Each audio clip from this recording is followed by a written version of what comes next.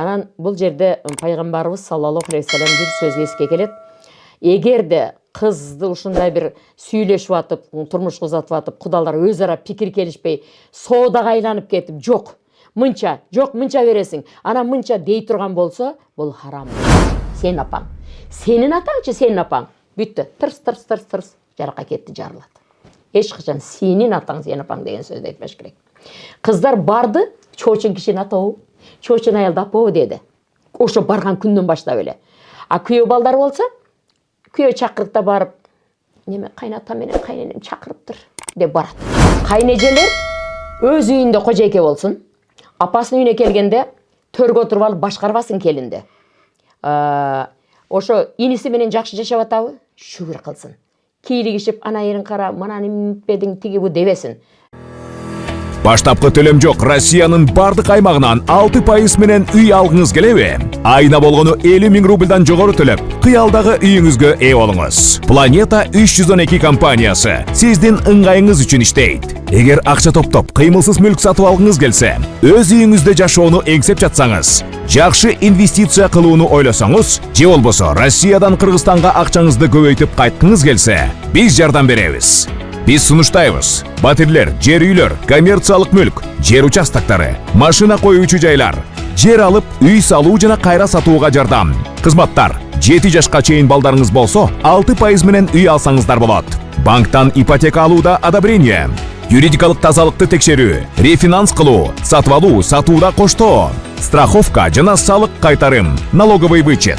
Биздин дарек: Волгоградский проспект 28, строение 1, офис 238. Байланыш номерлер: +7926 826 0822, +7965 311 53 51. Планета 312. Биз менен үй алуу мүмкүнчүлүгү ар бир адамга жеткиликтүү. Баштапкы төлөмсүз. Шашылыңыз.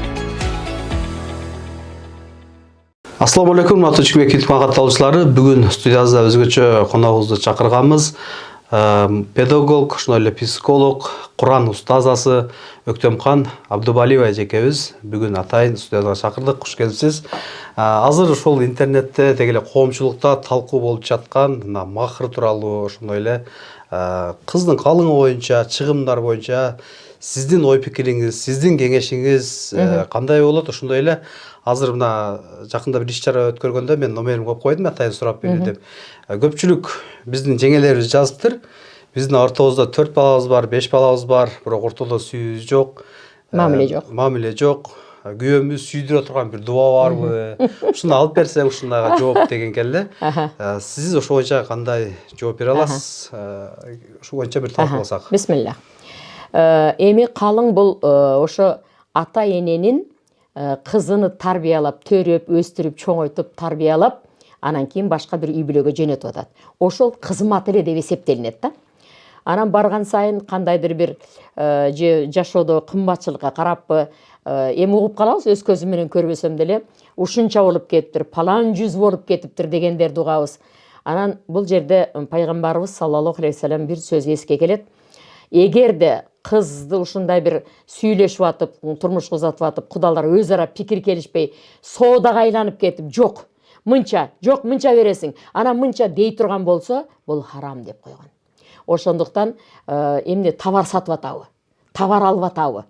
Ошондуктан ошондой сөздөрдү ата-энелер айтпаса, бул ата-эненин эле кызматы. Ошол кызды төрөп, чоңойтуп, тарбиялап туруп анан кийин бирөөгө берип атат. Ошол эле кызматы.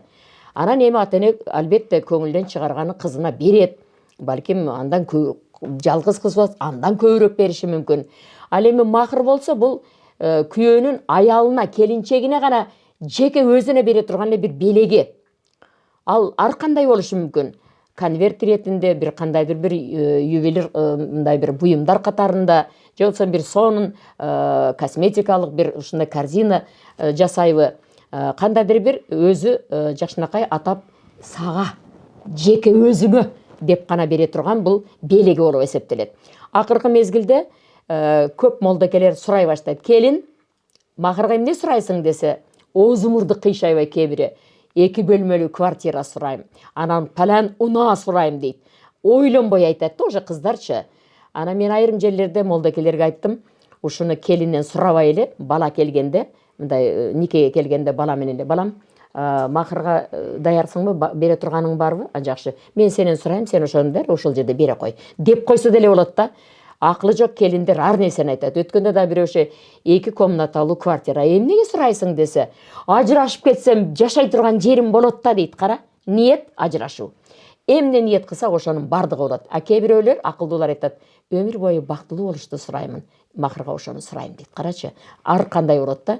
Ошондуктан ушу макырды дагы бала деле түшүнүп, келин деле түшүнүп, баладан эле сурап койсун, бала бир чакан бир өзү кызга сүйүнө турган жакшынакай белегине ошол жерде эле мына бул менин белегим, лично сага, өзүңө гана деп туруп берип койсо жакшы болот. Аны бир чоң бир нерсеге айландырбаш керек да.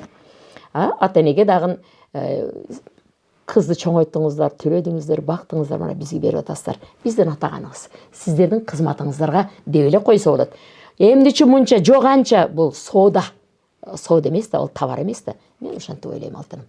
Анан 5-6 балалуу болуп, кээ бир аялдар шундай болду, мындай болду, дуа барбы, сүйдүрө турган, ушу да сөзбү, Эгерде келиндер экөө тең бир толкунда сүйлөшүп калса, бири-бирин жактырса, ортодо сонун түшүнүк болсо, бири-бирин урматтаса, сүйсө, жакшы көрсө, кечире билсе, түшүнө билсе, эч качан урушуу болбойт. Ошон үчүн мен баягы жаңы үйлөнө тургандарга сунушум Гиясиддин Юсуфтун бал айы эмес, балдай жашоо. Орусча не медовый месяц, а медовая жизнь деген мисал үчүн. Ошону Али Мырза Назаров кыргыз тилине которду, мага жөнөттү, мен бир түндө окуп чыктым. Жарымы жигиттерге сунуш, жарымы кыздарга сунуш, турмуш кура турган, аягында экөөнө. Аны окуган 2 жаш эч качан урушпайт деп ойлойм. Кандай сонун китеп окуш керек алтыным. Ошо алдынан ошондой бир даярдык көрүш керек. Жаштар турмуш курууга даяр эмес.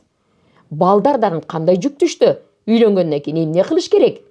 Үй бүлөнү кантип багыш керек? Кантип таап тутуп келиш керек? Ойлонбойт. Анан кыздар дагы өтө жеңил карайт да. Үйүң канча кабат? Кандай маркада унаң бар? Канча акча табасың? Ой, атаң менен апаң да барбы? Андай кыздар эч качан жакшы жубай боло албайт. Мен ушунду ойлойм алтыным.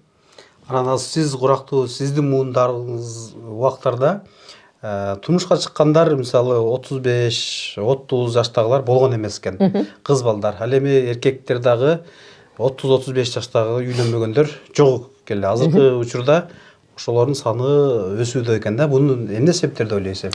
Мында дагы ошо жанагы факторлор да. Теги балдар кыз менен сүйлөшсө эле жанагыдай талаптарды коет. Баланын колунан алып келбейт. Үйдө жөнөкөй эле, унаасы деле жок, балким же бир кичинекей унаасы бар. Анан теги кыздын талабындагы килтейген особнягы жок, Lexus машинасы жок, же болсо дагы башка. Ошон үчүн дейт дагы ошентип эле кайсы кызга жолосо эле, сүйлөсө эле ошону айтат. Ошентип убакыт өтөт. Кыздар дагы талапты жогору коюп алаттан өзү менен иши жок. Тарбия таалими барбы? Барып туруп бирөөнүн үйүндө ошол калыптанып калган эрежеге кирип, ошолор менен мамиле куруп кете алабы?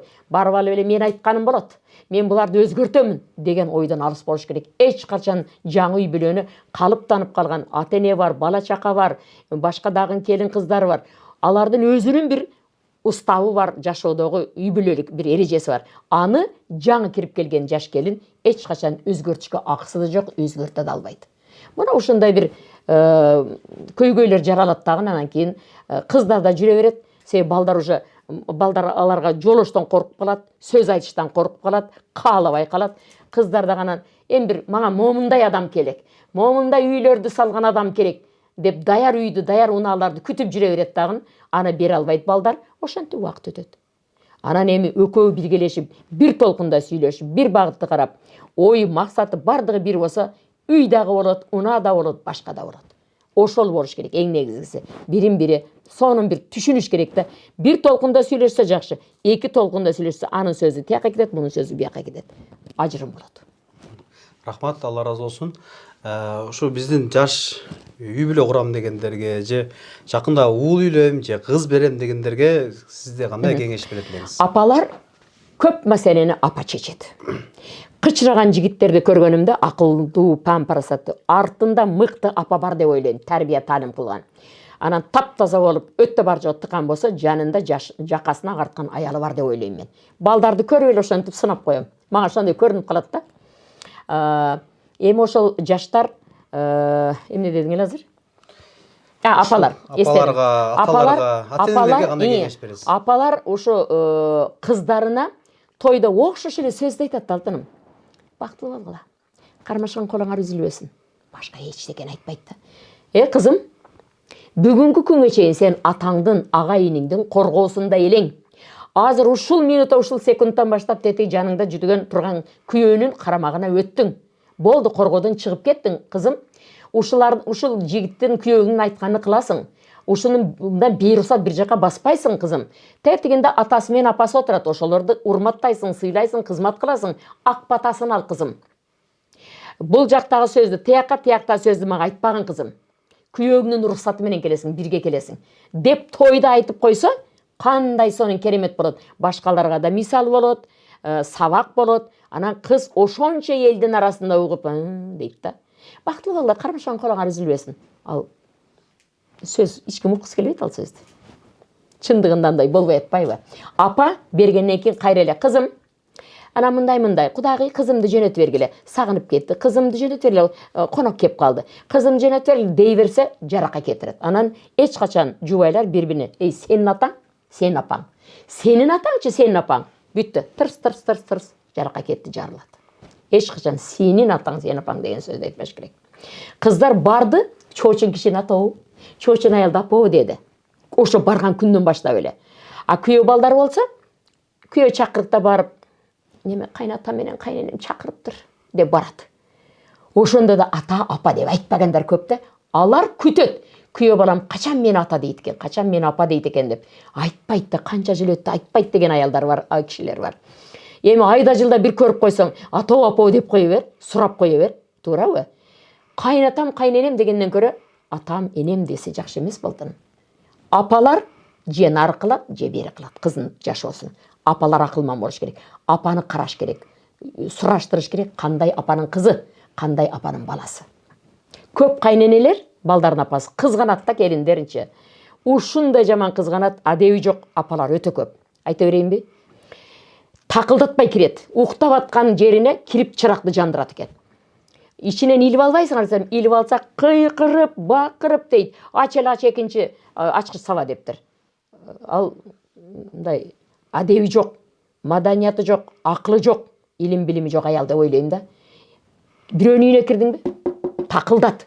Кандай абалда ал? Ушундай зарыл жумуш кылса, балам, 1 мүнөткө чыгып карап коесуңбу де. Болбосо эртең саар чайга отурганда сүйлөшүп алам балам менен де. Эч качан кайненелер рухсатсыз уктап аткан жерге кирип барбаш керек бала менен келиндин үйүнө. Кээ бири көчкөн ортого экөө башынын ортосуна кылып туруп баласын карап сүйлөйт экен. Бул кандай беадапсыздык? Апалар эч качан ошондой кылбаңыздар. Сүйүнүңүздөр, бала жакшы жашап атса, элхамдулиллах деңиздер. Кайта келин ала берип эмне? Миллионерсиңби? Ошодон бир ырахат табасыңбы? Балдар жетим калып атат. Апаларга кеңеш ушул. Чоң рахмат, Алла разы болсун. Алтындай убактыңызды бөлүп, урматтуу мекендештер, сиздер да ой пикириңиздерди жаза кетиңиздер. Сиздер кандай кайненесиздер, сиздер кандай келинсиздер, сиздер кандай кайнысиңиздер, кандай кайнежесиздер, толук комментарийде ушул жерге кош кетемириз. Кайнежелер өз үйүндө кожойке болсун. Апасынын үйүнө келгенде төргө отуруп алып башкарбасын келинди. Ошо иниси менен жакшы жашап атабы? Шүгүр кылсын. Кийлигишип, ана ерин кара, мананы импедиң тиги бу дебесин. Сен кеткенден кийин жыйнап алат, башка кылып алат. Сен урматсыйда отуруң эже, чай ичиң, жатып кетиң деди, же жатпайсың, жакшы барың эже, болду, чыгып кете бер. Үйүңдө кожойке бол, башкарба келинди. Ушундай кеңеш бересиз кайнежелерге. Ооба. Чоң рахмат. Сиз кандай кайнежесиз, кандай кайнысиңдисиз, кандай кайненесиз, кандай келинсиз, комментарийге жаза кетиңиздер. Кийинки бөлүүдөн көрүшкөнчө аман туруңуздар. Ассаламу алейкум ва рахматуллахи Бабараке. Бату Москва шарындагы мекенештер сиздерге Барс мед клиникасынын жогорку сапатта көрсөтүлгөн медициналык кызматтарын тааныштырып өтөбүз. Урология, инфекциялык жана жугуштуу ооруларды дарылоо, сүннөткө отургузуу, операциялык жардамдар, гинекологиялык кызматтардын бардык түрлөрү, кош бойлуу энелерге жана ымыркайларга кам көрүү, инфекциялык жана жугуштуу ооруларды кароо. Стоматология, тиш алуу, тиш салуу, брекеттердин бардык түрлөрү, имплантация, тишке байланыштуу бардык көйгөйлөрдү кароо жана дарылоо. Кошумча адистердин кызматтары: эндокринолог, травматолог, кардиолог, хирург, дерматовенеролог, лор, невролог, УЗИ, ЭКГ, анализдердин бардык түрлөрү, процедуралык кабинет.